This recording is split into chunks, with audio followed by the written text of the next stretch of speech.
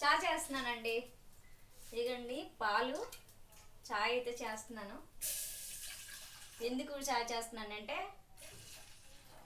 పిల్లలేమో చాయ్ తాగుతామని చెప్పారు. చాయ్ అంటే ఎక్కువ అన్ని టైంలు తాగరు, కాకపోతే కొంచెం మనకి మబ్బులు వేసినప్పుడు కొంచెం వర్షం పడేటట్లు ఉన్నట్లుంటే చాయ్ అయితే పిల్లలు తాగుతారనమాట.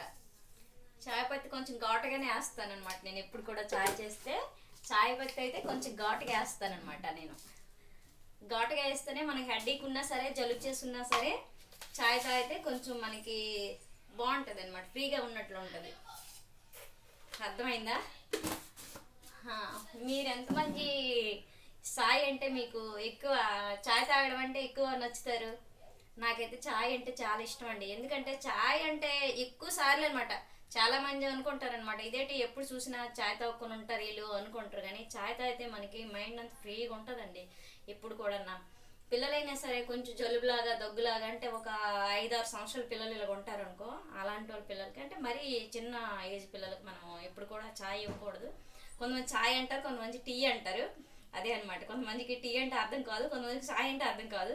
అర్థమయ్యే వాళ్ళు ఎక్కువ జనాలు ఉంటారులే. ఇప్పుడు అర్థం అవ్వకపోయినా తక్కువ జనాలు ఉంటారు, అవ్వకపోయిన వాళ్ళకి అనమాట చాయ్ అంటారు దాన్నే, టీ అంటారు దాన్నే.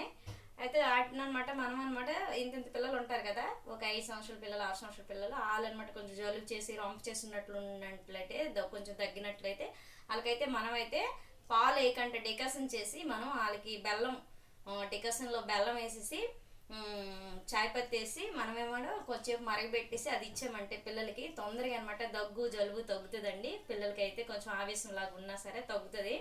అందుకోసం అనమాట పిల్లలకైతే మనం అప్పుడప్పుడు అలగిస్తూ ఉండాలి. మనమైతే ఇలా తాగుతాము, దగ్గు జలుబు చేసి పిల్లలకైతే అలగిస్తే తొందరగా కొంచెం ఆవేశం లాగా కొంచెం ఈ సైడ్లు ఎగరేస్తుంటారు కదా, కొంచెం ఈ పక్కలంట పిల్లలు కొంచెం దగ్గినప్పుడు బాగా జలుబు చేసి కళ్ళు ఎర్రగా అయిపోతుంటాయి పిల్లలకి.